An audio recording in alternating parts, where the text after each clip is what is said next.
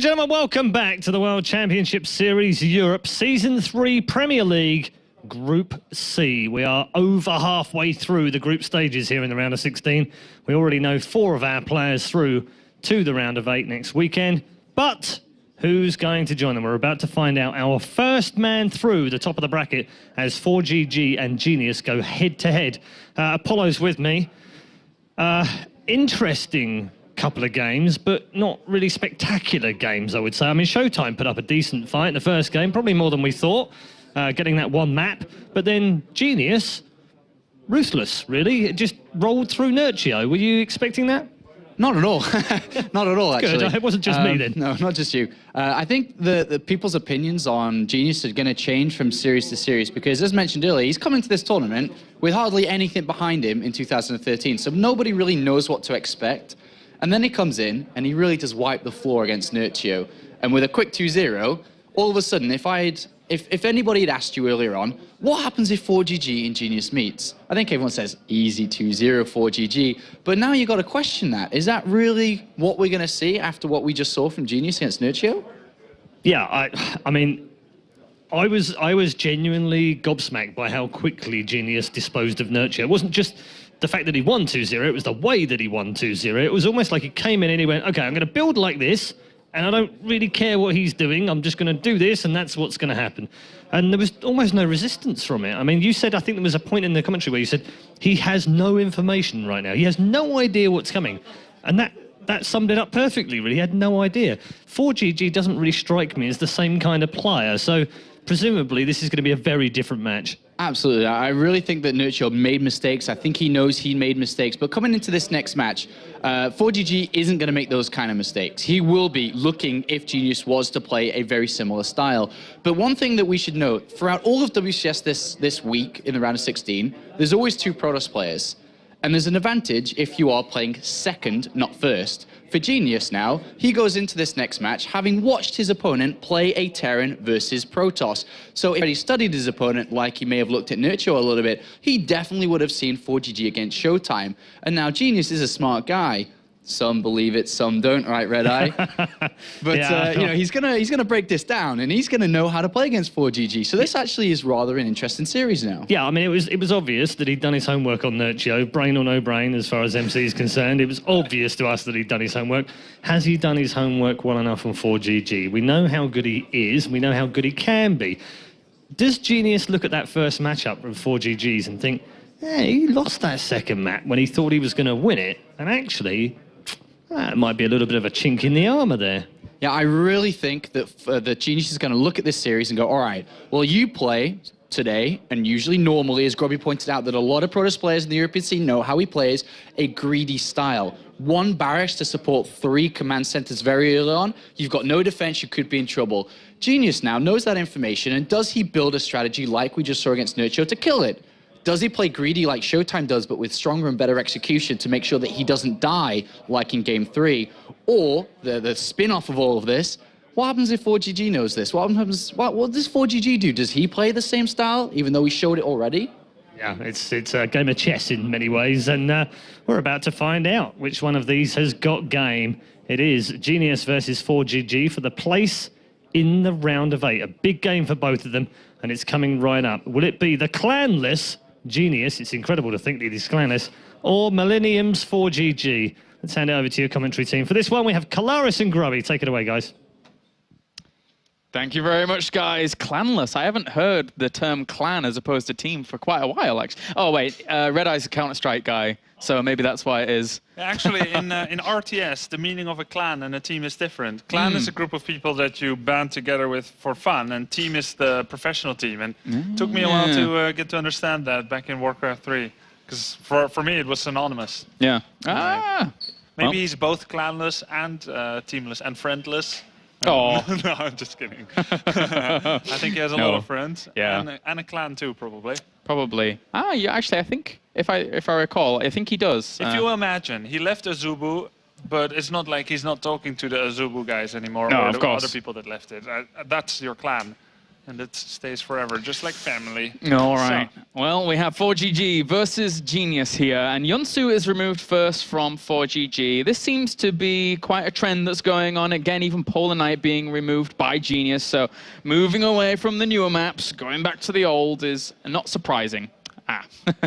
Frost being removed. Yeah. Yeah, going really to the old maps, and if Derelict Watcher goes away, then we'll have full circle indeed with Akamon, Belcher, Wellwood.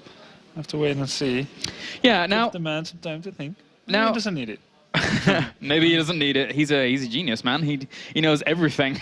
Well, the thing is about this series is that Genius must have, absolutely must have, watched the series of ForGG versus Showtime. Yeah, well, I can confirm it. I was an eyewitness. Ah, perfect. I will not testify, but I'm telling you here, just you and me. Oh, okay. Cool stuff. Well, and that means that now Genius has a little bit of a window into ForGG's play. Now, if you were that Protoss, if you were the Protoss going up against ForGG after witnessing that, what's your kind of mentality going into this series? There's two directions to walk, and Okay. it's kind of like crossing a street. You look left, you look right. Well, he's already done that. And then once you start walking, keep walking. Don't stand still in the middle and say, oh, should I go back? That card's getting close. You either keep walking or you just stay on one side. Should I explain the analogy? I think I should. Let's go. Keep going. Judging from your look. I was waiting for a little more to keep Yeah. going, but... I was too, but it was too funny to pause there. He's going to have to go extremely greedy straight from the get-go, because by the time he scouts extreme greed from ForGG, he's kind of missed his window already, ironically. The question is, can you even react? Well, Showtime showed that you can. You Yes. can win games where you don't get the info, you don't go extreme, you play safe, but it's hard. It's hard. So is he going to go with a meticulous approach of extreme greed, or will he go down the avenue of going for a very quick attack, something like we saw MC do, but certainly which Genius is no stranger to? Something that comes to mind is Oracle Void Ray, Void Ray, Void Ray, Oh, which yeah. he did in GSTL. Yeah, that's something that I'm pegging him towards the latter. I am pegging him towards, that aggression road, and I think that we will probably see that, because there are openings in ForGG's play. If ForGG plays the same way, we're assuming here that he is going to play the same way. He could entirely change it up, knowing that Genius is a player who likes to go for aggression and makes it work quite well. Yeah, it would be a dangerous assumption indeed if we did assume that he's going to play exactly the same carbon Yes. copy of his first series. And he may go into the match against Showtime saying, I can beat you with standard play, whether that's true or not. In this case, it was true, but Yeah. it could have gone the other way. And against Genius, he might say, well, I have to play a little bit more middle road.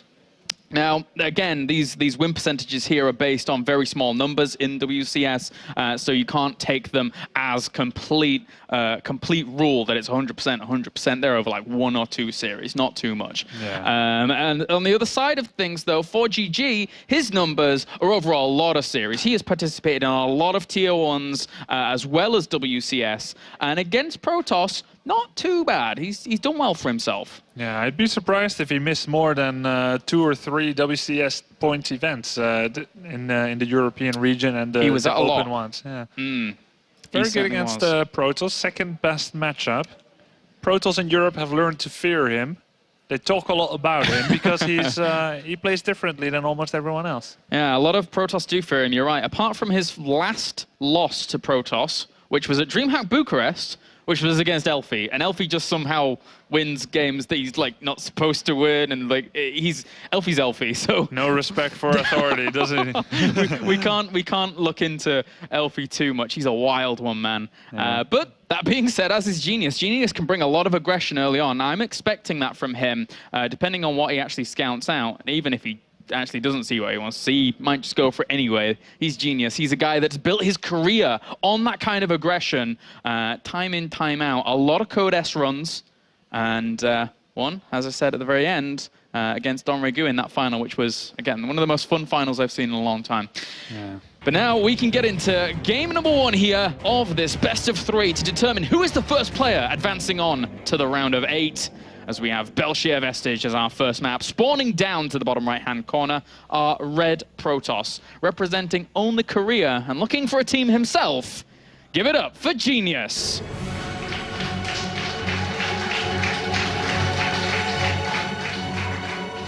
And up to the top left are Blue Terran, representing Millennium as well as Korea. I was about to say France. Give it up for ForGG. If he were representing France, his name would be ForGG. Yes. ForGG. Oh, it would.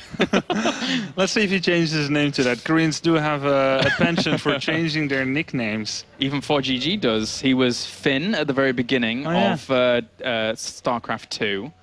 Did he go by something else? He was under the alias Raptor before that as well. Raptor. On ladder. How could you ever drop that alias? That was pretty cool. Raptor, man. I'm a big dinosaur nerd. I like dinosaurs. They're cool. Yeah. Didn't you used to want to become a paleontologist? I did want to become a paleontologist. You're right. All right, great. So you know your raptors, all right. Or at least you could have if you became one. Yeah. So, ForGG going once again with the command center first, and Genius, he's walking across the road. He's not stopping. Yeah. He's going to go Nexus first. No, he's not. That gateway's really, really late. Okay, this kind of gateway, it's pretty much the same if you make it at 13 or 17. It doesn't matter. The concept of the build is where you get one gateway, and then you get a Nexus at 17. So it doesn't really matter whether you get it early or not, because you're not going to be building anything from it anyway. And there's actually a very small probe cut if you make it at 13. Or not exactly a cut, but sometimes it costs a little bit of resources. He could have made it at 14, 15, 16, doesn't matter.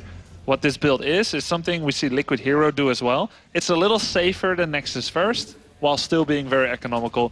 Certainly more economical than standard builds where you get your gas and your cybercore before expansion. And it's a very good response to what he thinks ForGG might be doing, which is command center first. Yeah, it certainly is. He would have been in a little bit of a treacherous water if there'd been, a gas barracks opening from ForGG, but at the same time, as you rightly pointed out, the gateway does allow him a little bit more lenience against that. So it's a nice build to go for here for Genius, and, well, it's going to be pretty much fully spotted here by ForGG. Now, did ForGG actually scout Showtime? Because I don't think he did. Did he SCV scout? I don't think so. Ooh, wait a minute. I'm not 100% sure. No, I don't think so. Let's leave that in the middle, but at least he's giving Genius the respect. Like he wants to see what Genius is doing so he can formulate a proper plan. Now, having made 2 barracks behind this, he sees the early Nexus, but he's not going to go for a 3rd CC. And he's not, like he could choose to do that. Say, like, now I'm going to make a 3rd CC. There's 2 problems with that, I think. One is that it doesn't flow as well as 1 barracks, 3 CC, because he's already spending money on the barracks, already has it, might as well make Marines, and then the CC will be a bit later. And then he doesn't have that sweet spot anymore, where Protoss either did a 1-base all-in or can't attack anymore. Because Genius economy is very good right now. And so he could do a kind of push, and ForGG at least doesn't want to die to that. So he says, it's okay, we both have an early 2nd base, standard, right? No real big advantage to either one of us.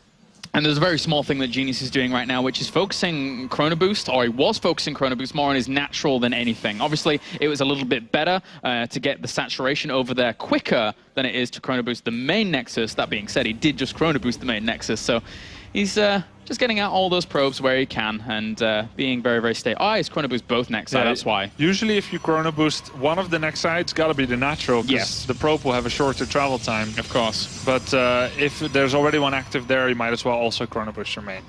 Now, robo timing is only 10 seconds later than what you would expect from a tech into, like the Cybercore into Nexus. So his timings are really well, and you could say that right now the game has normalized.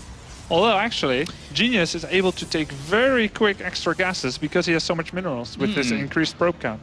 And the robo facility is a little bit more interestingly placed than I normally see in this matchup.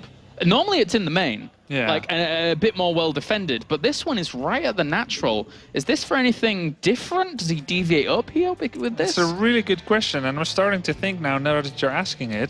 ForGG has relied a lot on scouting with a scan. And perhaps Genius has studied the scan positioning and expects that ForGG will scan exactly in the middle of the main Nexus? Yeah. Maybe.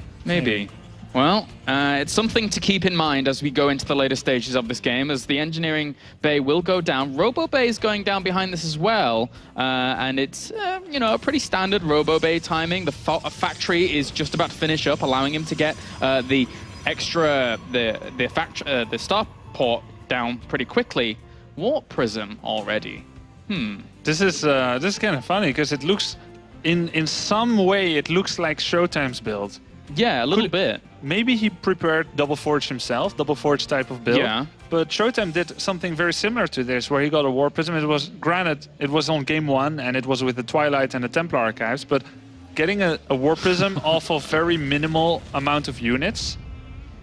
Actually, I think Warp Gate was forgotten for Genius. I don't think that's it really can be late. normal to get it now. That's why he's making normal gateway units. That's not a new strategy based on gateway units, so that he can queue units or something. No, there's no actual benefit in that. But and the funny thing is that all the while, during all of this that's been happening for Genius, ForGG having 3 bunkers at the front, that's a lot of defense. So he was anticipating something very aggressive from his opponent, salvaging those now, realizing that, oh, well, maybe it's not as aggressive. But ForGG thought what we thought at the very beginning, that he's going to do something to try and break him, and now he feels a bit more comfortable to go into his normal game. So he's definitely been playing more scared. It's nice that you pointed out that, because those bunkers, even though you can sell them for almost full price, it's the opportunity cost. Yes. Those minerals could have been doing something else. Yeah, it could have been a quicker command center, could have been more units. And we see a completely different game from ForGG here against Genius. So he's also making a tailored approach for every opponent he's playing against. All right, well, 1-1's on the way for Genius. He's going to be Chrono Boosting those out furiously. Chrono Boosting this furiously as well, because he knows he needs it, whilst a few more gateways do litter the map. And I think this, it's just going to be some Zealot Warpins once he sees his opponent move out. Good cannon placement initially, but that's 2 Medivacs worth of units. That could do quite a bit if he wants to drop in. Yeah, and this is a nice spot for ForGG to drop. He can unpower some of those gateways from the looks of it from the 1 pylon, but Genius smartly put a lot of pylons behind it. ForGG losing only 1 Marine and killing a gateway. Interesting. And I also like that position. Well, I'll come back to that in a second as the Zealot harassment does occur. Getting 1 or 2 SCVs? No, actually not getting anything just yet. He was killing some SCVs at the front and then, has to pick up out and go away for now. Well, he's going to try and drop again. I'm very surprised he dropped those Zealots on top of the Marines. Yeah. It doesn't quite have the panache of dropping Banelings on Marines? Not quite, no, Grubby. Well, a few more bunkers on the way. But what I wanted to say about that drop in Genius's base is that on a map like this, on Belshir Vestige, is that the position he dropped in, if you force out, normally drops would force out a photon overcharge, right? But that left-hand corner of that base is just out of range of photon overcharge. Yeah. So that's a really annoying thing for Genius to kind of account for if that drop goes on. That is true, but I'm thinking here, there must be some kind of idea why he made that cannon there, and he basically made the drop happen in that place, like you said, where there's no photon overcharge. Yeah. But that also means it's closer to the natural. Exactly. So the army that's standing in the middle more easily reaches it. That's why the Colossus got to the Marines with just a few seconds delay. Because in the main base, on the right side, there's a cannon and a photon overcharge. These are really minute details, but very important, actually. Very, very, very important, and everyone should be paying attention to this. Now, what's flying over there? That Phoenix isn't real. It's a Phoenix. It isn't real. He's not real, guys. Don't worry about him. But he does get some important information. He sees that the 3rd is down. This will prompt Genius to probably get that 3rd down. He was already trying anyway. But this annoying little Marine, he comes along and says, bye-bye, probe. Yeah. 3 Colossus, and they're all on the left side of the map. If there were a drop now in the main base, Genius would be quite in trouble. He does have Stalkers there, but they don't trade well against a partly deployed drop already. He's getting Blink, and it was just a few seconds of fragility, and he's fine already. Blink is finishing, 2-2 is finishing, and ForGG usually doesn't drop that much mid-game. He drops early on, and then it becomes one big iron fist from the front. Exactly. And I have to commend Genius on actually keeping up with him in terms of macro, because if you let ForGG go and fly away, then that was interesting.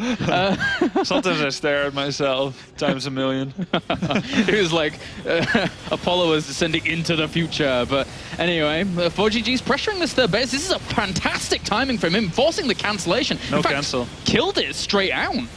That was really, really impressive there by ForGG finding that. Now, is there a timing for Genius? He killed and zoned out some of those Vikings. Oh, 2 more Vikings are dying! No. The others are stuck in a very bad place, and ForGG suddenly feels nervousness. Yeah, there's only 3 Vikings left. He's got 2 more on the way. He's trying to get down a 2nd starport, but this could be a lot of damage that's done. 4 Colossi with Thermal Lance against Vikings that are stuck. 2-2 upgrades. Uh-oh. Lots of Blink Stalkers. Yes, he got a Nexus, but he could take a lot of damage here, guys, if ForGG doesn't control this well. Oh, and more Vikings going down. They're getting a few shots on the Colossus, but don't even break down the shields. Uh-oh. This wasn't prepared as a 2-base all-in. No, it really wasn't. But it's certainly a good setup for it. It's very good. This Marine stims out to see exactly what's going on. Genius realizes he has a pretty good spot to do some damage.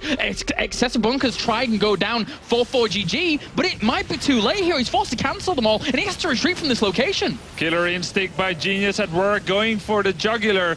Taking down this third, and will then definitely move on to the natural. Charge Celis is being done, but there are no proxy pylons on the map. This is the army he has to deal with. Yeah, the second starport did finish up, so he's got 4 Vikings on the way at any given time. ForGG, oh my god. You're crazy. You're crazy. He's actually just going to go across the map. It's going to be seen really early, though. If there were any High Templars with this warp in, they could definitely take down these Medivacs, but it's just Zealots. They can just stare in frustration. They're going to run home as quickly as they possibly can do and try and deal with this themselves. That's a big drop here, though. This could work out for ForGG. It's drawn back the entire army. He's just going to go in and focus down the Nexus. And if he gets the 2 Forges as well, that would be huge. Oh, yes, but he has to pick up in the end. He gets the Nexus. But you were right. If he'd have gotten that Forge as well, that would have been catastrophic for Genius. But too much to hope for, because the Stalkers were there. Very good instincts by ForGG off the timing. ForGG is Doom Drop Skiller versus Protoss. Always do it and works perfectly. Good In this timing case, on that tweet. Certainly. Yeah, nice timing. Well done, guys. Bad Bourge. All right, well, the +3 armor is on the way for ForGG. He's going to have to catch up with those upgrades, though, because 3-3 just finished for Genius. Yeah. Hey, come to think of it, he focused the Nexus, but it's a Nexus that would run out of resources in a minute anyway. Should he have got the I'm fairly Forges? certain he should have gotten both Forges. Yeah. But if I was playing and I thought of it now, that would be as pointless as me pointing it out now. It's like the heat of the moment, right? Yeah, you don't exactly. get time to think about things in StarCraft. You just gotta go, go, go. Yeah, just trying to cripple his opponent's economy here. But that being said, there's 3 High Templar here with Storms as well. He's going to look for those Vikings. If he can kill them off with some Storms, with some Blinks, that'll be good. Army supplies, 130 to 133. Barely in favor of Genius. Classic 4GG style. No, oh my god, no ghosts. And these High Templars having a field day. Oh, lovely Storms. Really nice Storms landing on a lot of that bio as 4GG had nothing to answer to it. The bio tries to micro back, but still Storms rain down. The Viking count has been decimated. And now he's just forced. Look at the supply difference. 4GG got the things done that he wanted to. He pulled back the army. He got a Nexus kill. He got a second Nexus kill. He got his. He didn't die early. But I've never seen him lose this hard to a Protoss. No, the lack of ghosts. He's like, oh, actually, all those Storms hit. Now I guess I'll get ghosts. Well, we can't just talk about the lack of ghosts, because that's just how he plays. It's his style. Yeah. It works a lot for him. But it's just the way the rest of the game went, really, that put Genius in such a fantastic position. That's He's true. making it look so good. Yeah, these Zealots charge on forwards with 3-3 here. 3-3 is not done for 4GG, though. And the Vikings on the right-hand side get focused down as well, with some nice Storms landing on a lot of that bio. That's too many Zealots. And there you go, GG. Genius takes the first game. And I think what I said in my analysis might be right here. With his New Balance shirt on, he's going to be looking at a very nice New Bank Balance. What? New Bank Balance, man. He's got a New Balance I don't know jumper that. on. I don't know what about New Balance is, but No, me too. it's But he's bringing New Balance to the Force, is what you mean, isn't it? seemingly. He's doing well with it. Genius, man. 3-0 so far in today's groups.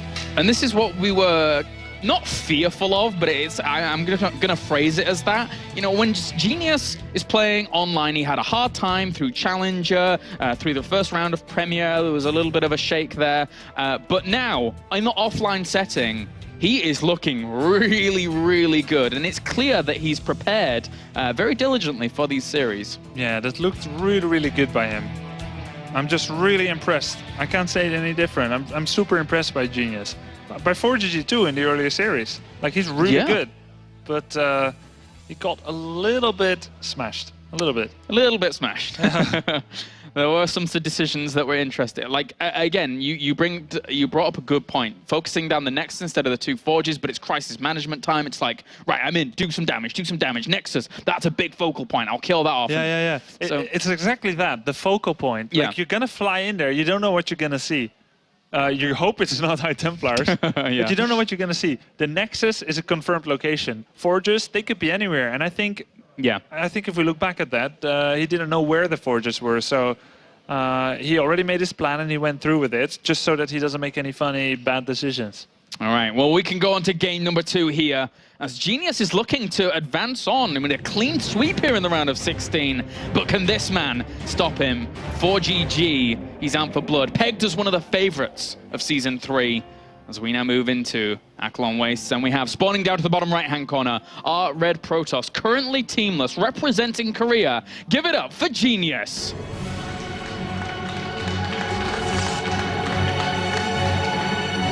And up to the top left, our Blue Terran, representing Millennium as well as Korea. Give it up for ForGG.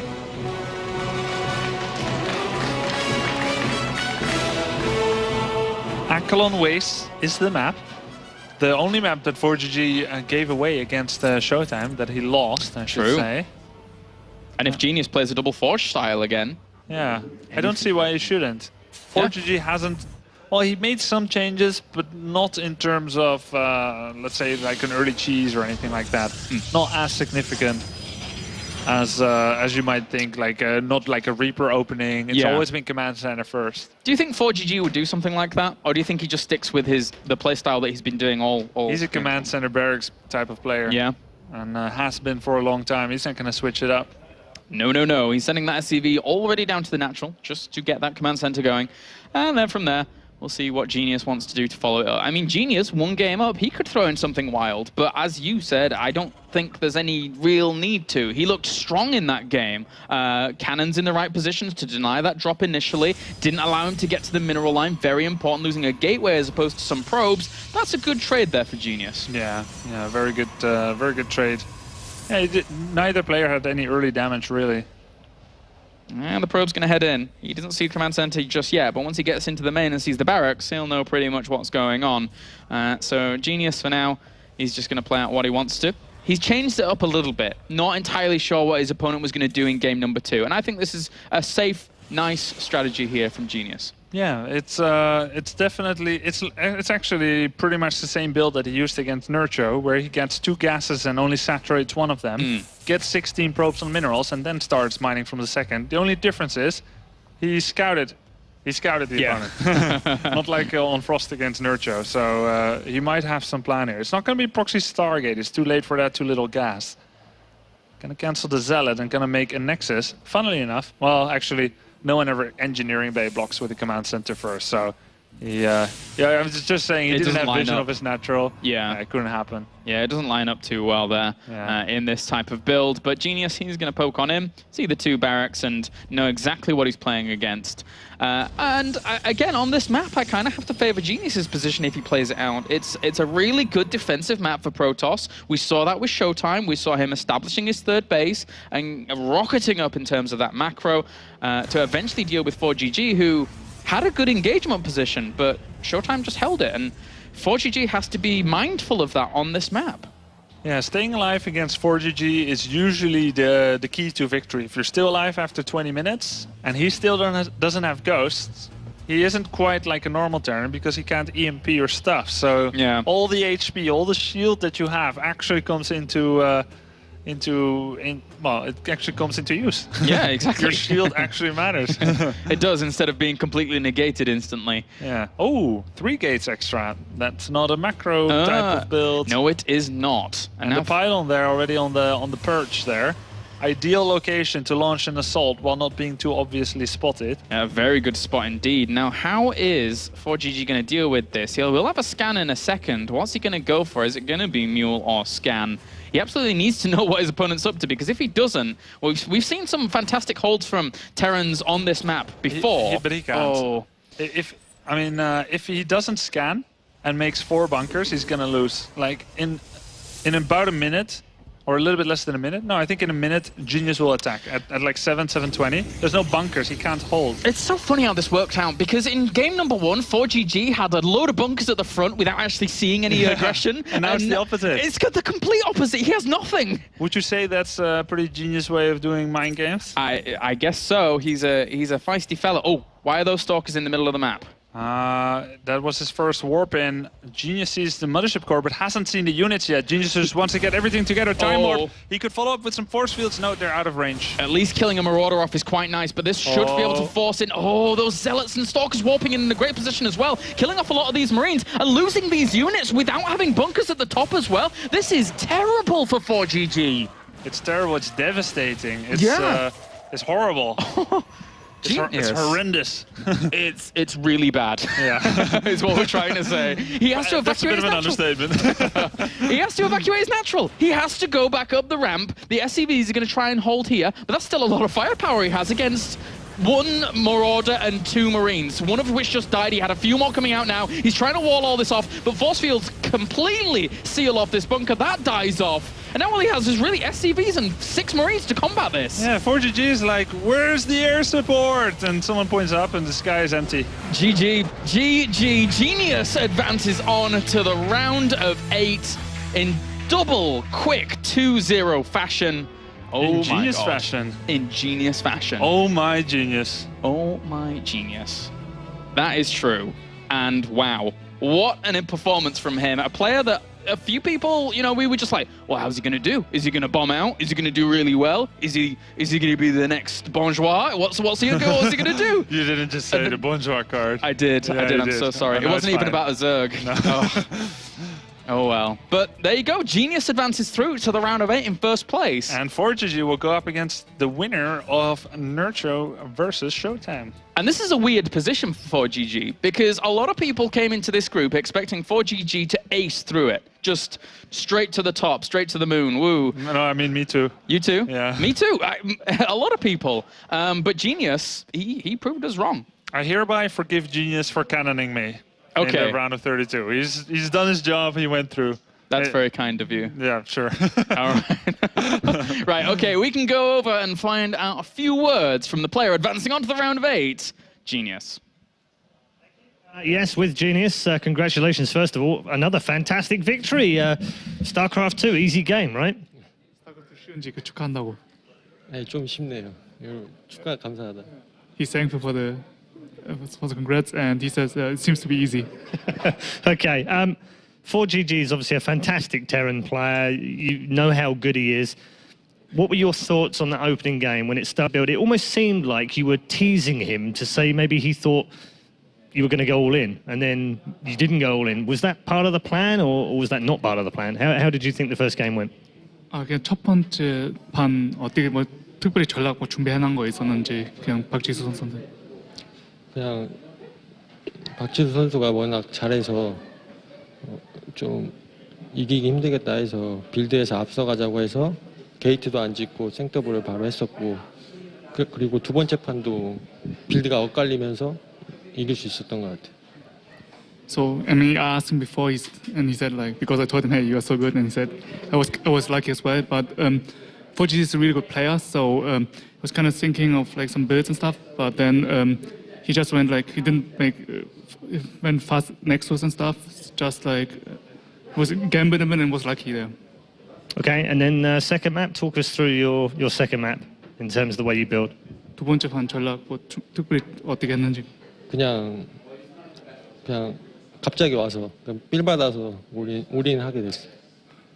그 올인 하려고 했잖아 사실 너가 먼저.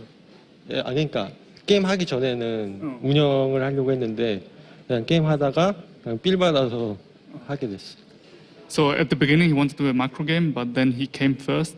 So he was like, okay, now I can all in him, and then he just went for it. Okay, well, as I said before, congratulations, through to the round of 8 now. Is there anyone that you fear in this tournament? I know we've talked about MC a little bit, but is there anyone that you really want to play in the quarterfinals? He really wants to play? 먼저 8강에서 누구 그냥 겁나 무서운 선수 있는지, 그리고 꼭 누구 만나고 싶은 선수 있는지 8강에서. 8강에서 디조 선수랑 하나요? 그건 is random, right? Yeah, well, he can't meet anyone from the second places or from his group, so he has to meet a second place player from the other group. 정해진 거 아니야. 아 진짜요? He thought it's actually he meets someone from Group D, so. 생각을 안 해서 좀 당황스러운데. I mean, he can meet MC. I mean, because MC finished second. 민철이요? 너는 아. 2등 사람 만날 거야. 아. 너저 빼고. 민철이가 1등으로 왔어야 되는데 2등으로 와서 뭐 만나게 되면 3대 0으로 이긴 기억도 있고 해서 쉽게 털어버릴 수 있을 것 같아요. He says Clean it like- up, clean it up. No, he just said like, okay, he first saw that he gonna play someone of Group D, so he didn't know it's random.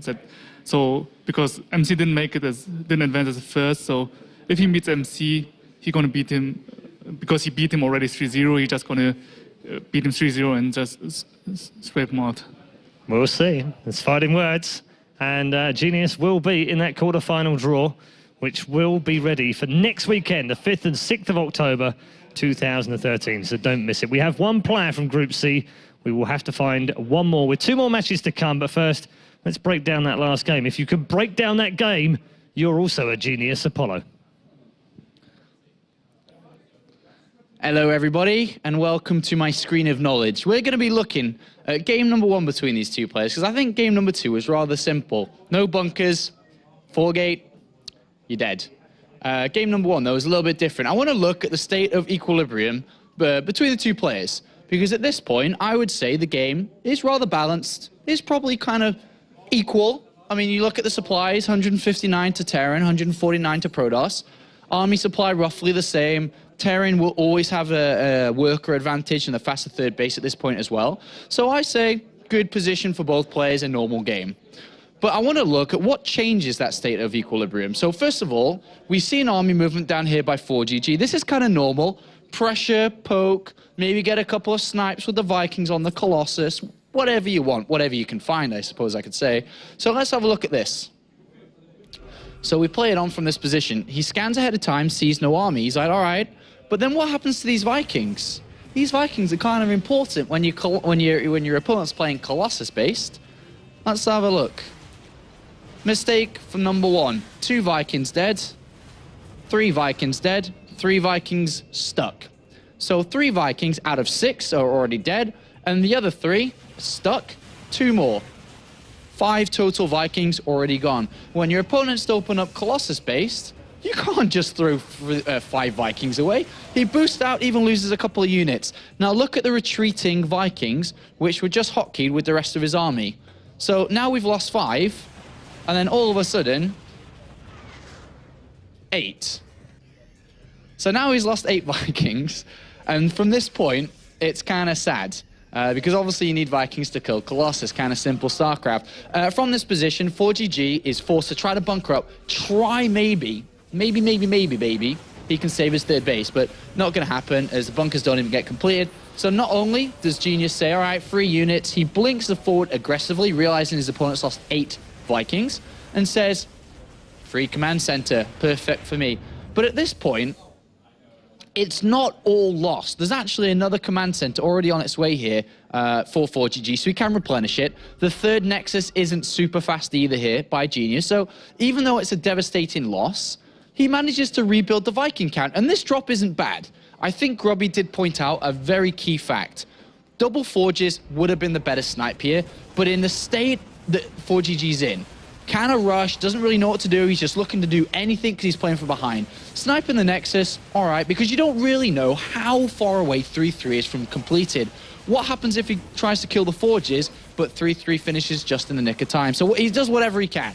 Kills the Nexus, 3-3 still on its way, which is kind of sad, unfortunately. But luckily, for ForGG, he is starting to catch back up. He's got his 3rd command center up and ready, he's building a 4th, he's rebuilt all the Vikings he's lost, and he does have decent upgrades himself. And if we look at the supply difference, it's very close, 195 to 186. Army supply a little bit behind, workers are kind of the same, with mules, would favor ForGG. So all of a sudden you're thinking, well, if we just pause it here for a sec, at this point you're thinking, well, he's not in that bad a position, surely he kind of recovered a little bit. And yes, I do agree with you, but there's one observer to the right-hand side here, below ForGG's army. And that observer just gives Genius the smart ring a bell upstairs, because he sees he's moving forward with his army on the left-hand side, comes back, a scan also reveals the army, but we see a mistake here, unfortunately, for ForGG. And this happens, if we pause it, a classic mistake from Terrans. You stim up a ramp, and you never go up a ramp that you don't know what's there. No scan ahead of time, and surprise, surprise, there's already High Templar waiting for him. He gets stormed on his army, and then he's like, oh god, I guess I should run back. And then he runs back into the main army of Genius. No control. I mean, he can't do anything from this position. He's completely dead. He walked into storms. He retreated into an army. And then all of a sudden, that equal supply, which is what, 5-10 supply difference, is now 177 to 127. And from this point out, Genius says, you know what, 4GG? In this game, you've made too many mistakes. You lost 8 Vikings for no reason. You've now lost the majority of your army. You're now going to lose the game. And that's where we saw Genius just come in and clean it up. So quite a straightforward game from Genius, and even more straightforward in game number 2. Looking rather well, and well, congratulations to the round of 8. That's it for the analysis. I'm going to head it over to Red Eye with whatever he's up to next. Thank you very much. Yeah, whatever he's up to next is about right, because I was watching that thinking, YOLO, stim up the ramp, because I do that all the time and I often get absolutely smashed. So good to know that it's not just me. Thanks for the breakdown, Sean. Awesome stuff on how not to play TVP. Right, we're going to move on with our next game very shortly. But before we get there, there's a very special promotion right now, and it's called Back to School. It's by our friends at Blizzard. You can find it over on StarCraft2.com. If we actually take a look at the website, I can explain what's going on over there right now. There's some lovely carbot animations on the site. There we go. And best of all for you guys, I want to hear you cheer for this. You get 50% off StarCraft 2. Yeah. Okay. So you get 50% off Wings of Liberty if you haven't already got it, and if you haven't, then why the hell not?